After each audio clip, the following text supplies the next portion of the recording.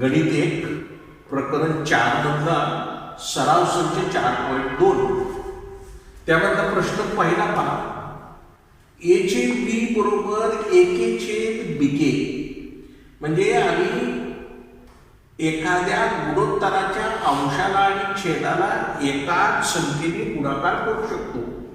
या गुणधर्माचा उपयोग करून रिकाम्या जागी योग्य संख्या लिहा. आता आम्हाला 5/7 दिलंय बरोबर 28 इथं रिकामी दिली. 7 ला विचारलं कितीने गुणाकार केला म्हणजे 28 येतं, तर उत्तर मिळालं म्हणजे 28 ला 7 न भागलं, भागाकाराला 4 म्हणजे याचा गुणक आहे 4. म्हणजे 7 ला 4 न गुणलं की 28 येतं, म्हणून 5 ला देखील 4 न गुणलं 5 20. रिकाम्या जागी तिथं 20. पुन्हा या ठिकाणी बरोबर 35 आणि इतर रिकामी जागा दिली. 35 म्हणजे 5 ला विचारलं परत कितीने गुणलं म्हणजे 35 येतं, उत्तर आलं 5 7 35 7 न गुणल्यावर, म्हणून आम्ही छेदालाही 7 न गुणलं, साठी 49 बरोबर. इथं आहे 3.5 आणि इथं रिकामी जागा दिली. 7 ला विचारलं कितीने गुणाकार केला म्हणजे 35 येतं, तर उत्तर मिळालं 5 न गुणाकार केल्यावर 35 येतं. परंतु इथं पॉईंट नाही, 7 5 35 आणि एक आकड्यापूर्वी पॉईंट दिला. तसं 5 5 25 आणि एक आकड्यापूर्वी काय दिला, पॉईंट दिला. दुसरं उदाहरण पहा. 9/14 बरोबर 4.5 चे डॅश. 9 ला विचारलं कितीने गुणाकार केला म्हणजे 45 येतं. 9 5 45 आणि एक आकड्यापूर्वी दशांश दिला, म्हणजे इथं 4.5 लिहिलं. तसं 14 25 70 आणि एक आकड्यापूर्वी दशांश. इथं 14 त्रिकोण 42 म्हणजे 3 न गुणलंय 42 आलं. 9 त्रिकोण 27. आता इथं मात्र काय झालं माहितीये का, इथं 3.5 दिलंय आणि इथं रिकामी जागा दिली, म्हणजे 14 न 3.5 ला गुणक हुडकायचा आहे. गुणक हुडकत असताना काय करायला पाहिजे माहितीये का, या 14 न 35 ला, या 14 न 3.5 ला बघू आपण भागाकार करायचा. भागाकार केल्यानंतर इथं भागाकार काय येतो, 0.25 येतो. मग 0.25 न जर 14 ला गुणाकार केला तर 3.5 येतो आणि 0.25 न म्हणजेच 25 व 2.25 आणि 2 आकडे पुढे दशांश म्हणजे 2.25 म्हणजे 0.25 हा गुणक येतो. लक्षात राहू द्या. 14 ने काय केलं, 3.5 ला भागाकार केला. 3.5 ला भागाकार केल्यानंतर जो भागाकार येईल तो गुणक असतो, म्हणून त्याच्या अंशाला छेदाला 0.25 न गुणलं. 0.25 न 9 ला गुणलं की 25 25 व 2.25 2 आकडे पुढे दशांश. अशा पद्धतीनं हा पहिला प्रश्न संपला. प्रश्न क्रमांक 2. पुढील गुणोत्तरे काढा. आता काय दिलं पाहिजे, वर्तुळाच्या त्रिज्येचे त्याच्या परिघाशी असलेले गुणोत्तर. आता वर्तुळाच्या त्रिज्येचे परिघाशी असणारे गुणोत्तर म्हणजे आम्हाला परिघाचं सूत्र द्यावं लागेल. परिघाला सी ने दर्शवतात म्हणून इथं मी सी लिहिलंय कंसामध्ये. परिघाचं सूत्र आहे परिघ बरोबर 2πr. मला त्रिज्येचे परिघाशी गुणोत्तर काढायचे, म्हणजे या त्रिज्येला या परिघाला इकडे भागाकार करायचा, म्हणजे आर ला हे भाग गुण इकडचे छेदात जात असतात. हे गुणाकारातले शी कुठे जातात, छेदात जातात, आणि हे 2π याच्या छेदात जातात. इथं काय नक्की एक आहे, 1/2π म्हणजेच काय, r/c बरोबर 1/2π. आता दुसरं उदाहरण बघा. r त्रिज्या असलेल्या वर्तुळाच्या परिघाचे त्याच्या क्षेत्रफळाशी असलेले गुणोत्तर. त्रिज्या किती दिली, r. वर्तुळाच्या परिघाचे क्षेत्रफळाशी. मग आता इथं मी सूत्र लिहिले, क्षेत्रफळाचं सूत्र आहे, त्याला ए न दर्शवतात म्हणून इथं ए लिहिलं. वर्तुळाचं क्षेत्रफळ बरोबर πr². परिघाचं सूत्र परिघ c बरोबर 2πr. आता परिघाचे क्षेत्रफळाशी गुणोत्तर आहे, म्हणून या c ला ए न भागलं सी भागिले ए म्हणजे काय येतं 2 पायारला 2 पायार आणि हे पायार छेदस्थानी जातं. हे पाय पाय लोप होतात आणि आर आणि तिथं एक आर लोप झालं म्हणजे राहिलं फक्त 2/r. म्हणून सी एस टू ए बरोबर 2 आर. तिसरं उदाहरण, बाजू 7 सेमी असलेल्या चौरसाच्या कर्णाचे त्याच्या बाजूशी असलेले गुणोत्तर. 7 सेमी असलेल्या चौरसाच्या कर्णाचे त्याच्या बाजूशी असलेले गुणोत्तर. मग सूत्र काय बघा, कर्णाची लांबी कशी मिळते? बाजूला जर वर्गमुळात 2 न गुणाकार केला तर कर्णाची लांबी मिळते.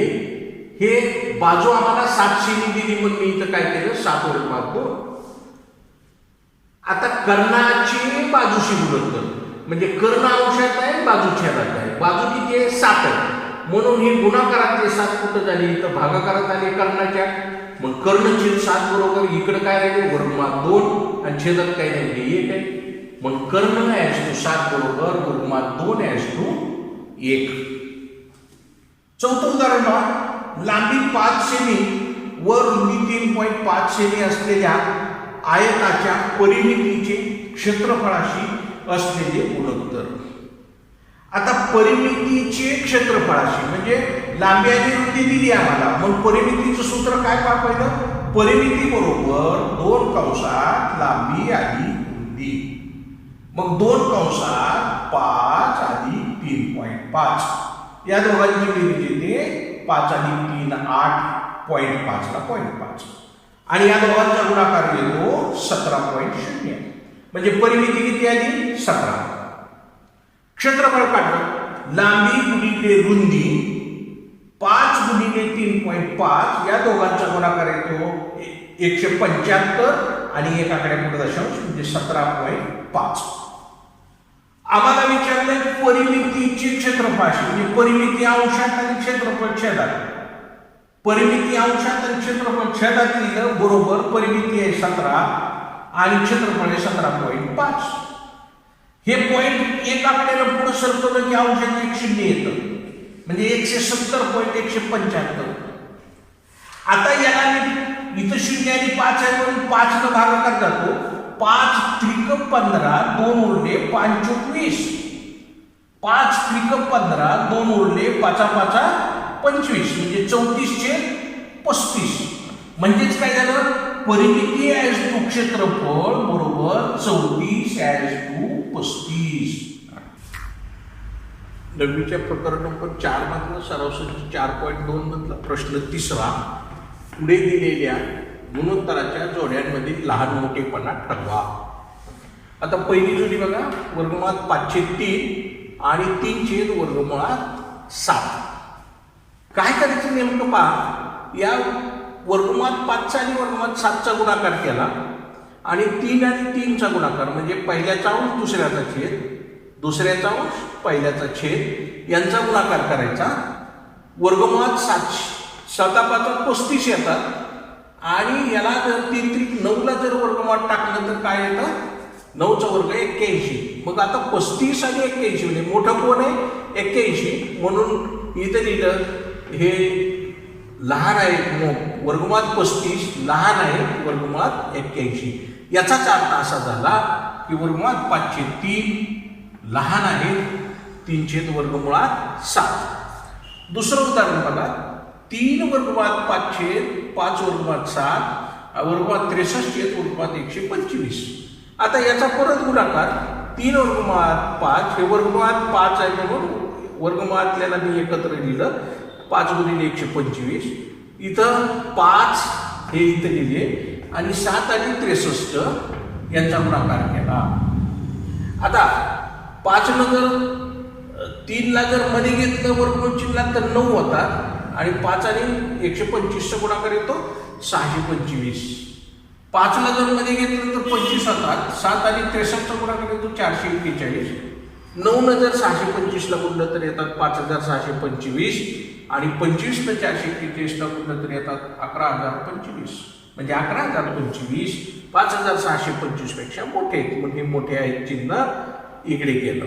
म्हणजे त्याचा अर्थ 3 वर्गमुळात 5/5 वर्गमुळात 7 लहान आहेत वर्गमुळात 63 छेद वर्गमुळात 125. तिसरं उदाहरण पहा 518, 7 छेद 121. आता 5 आणि 121 यांचा गुणाकार, 18 आणि 7 यांचा गुणाकार. 5 आणि 121 चा गुणाकार येतो 605 आणि 18 आणि 7 चा गुणाकार येतो 126. निश्चितच 605 मोठे म्हणून हे चिन्ह मोठ्याकडे केलं. 605 मोठे आहे 126. याचा अर्थ असा झाला की 518 मोठे आहेत 7 छेद 121. चौथं उदाहरण पहा वर्गमुळात 80 छेद वर्गमुळात 48, वर्गमुळात 45 छेद वर्गमुळात 27. आता वर्गमुळात 80 गुणिले 27 केलं आणि वर्गमुळात 48 गुणिले 45 केलं. या दोघांचा गुणाकार होतो 2160. याही दोघांचा गुणाकार येतो 2160. म्हणजे हे दोन्ही समान आहेत म्हणून आम्ही काय केलं, वर्गमुळात 80 छेद वर्गमुळात 48 बरोबर वर्गमुळात 45 छेद वर्गमुळात 27. पाचवं उदाहरण 9.2 छेद 5.1, 3.4 छेद 7.1.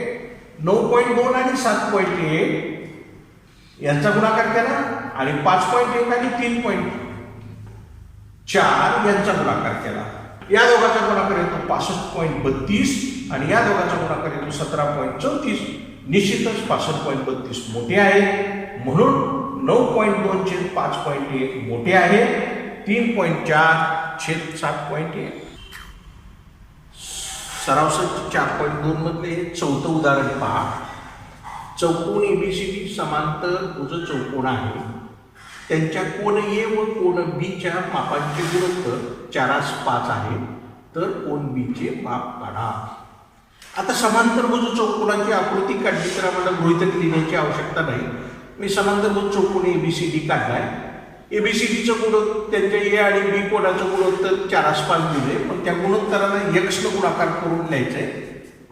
एचं माप आहे 5x, बीचं माप आहे 4x. परंतु हा समांतरभुज चौकोन असल्यामुळं लगतचे कोन एकमेकांचे पूरक कोन असतात. म्हणजे त्यांच्या मापांची बेरीज 180 अंश असते. म्हणून 5x अधिक 4x बरोबर 180. 5 आणि 4 9x बरोबर 180. म्हणून x बरोबर 180 गुणाकारातल्या 9 भागाकारात आले. 9 दुनी 18 म्हणून x बरोबर 20. आम्हाला कोन b चं माप विचारलंय, पण माप कोन b बरोबर 4x आहे. b बरोबर 4x बरोबर 4 गुणिले 20 म्हणून 4 दुनी 8 80 अंश आहे. उदाहरण नंबर 2 अल्बर्ट आणि सलीम यांच्या आजच्या वयांचे गुणोत्तर 5:9 आहे. 5 वर्षानंतर त्यांच्या वयांची गुणोत्तरे 3:5 आहेत. तर त्यांची आजची वय काढा. मग मी अल्बर्ट आणि सलीम लिहिलं. आजच्या वयाच्या गुणोत्तराला x न गुणाकार केला की मला आजची वय मिळतात. आजची वय अल्बर्टचं 5x, सलीमचं 9x. आता त्याला सांगितले 5 वर्षानंतर. मग 5 वर्षांनंतर, नंतर म्हणजे बेरीज, पूर्वी म्हणजे वजाबाकी. म्हणून 5 वर्षानंतरची वय म्हणजे आजच्या वयात जर 5 मिसळले तर काय येतात, 5 वर्षानंतरची वय म्हणजे 5x अधिक 5, 9x अधिक 5 हे 5 वर्षानंतरची वय आहे. अट काय बघा, 5 वर्षानंतरच्या वयांचे गुणोत्तर म्हणजे भागाकार किती दिलाय, 3:5, 3/5. कात्री गुणाकार केला 5 कंसात 5x अधिक 5, 3 कंसात 9x अधिक 5. 5 25x अधिक 25, 9 त्रिक 27x अधिक 15. 25x वजा 27x बरोबर 15 अधिक 25 चे वजा 25 झाले. इतर आहे वजा 2x बरोबर वजा 10. उणे अधिक होतात, गुणाकारातले 2 भागाकारात गेले. 10/2 बरोबर 5 म्हणजे x ची किंमत 5 आली. म्हणून अल्बर्टचे आजचे वय किती आहे, 5x आहे. म्हणून 5x बरोबर 5 गुणिले 5 बरोबर 25 वर्ष. आणि सलीमचे आजचे वय बरोबर 9x बरोबर 9 गुणिले 5 बरोबर 45 वर्ष आहे. या ठिकाणी आपला हा सराव संच 4.2 संपला. जर आपली काही शंका असतील तर स्क्रीनवर दिसणाऱ्या मोबाईल नंबरवरती फोन करून शंका विचारा किंवा व्हॉट्सअपवर तुमच्या शंका लिहून पाठवा. त्या शंकांचं मी निरसन करेन.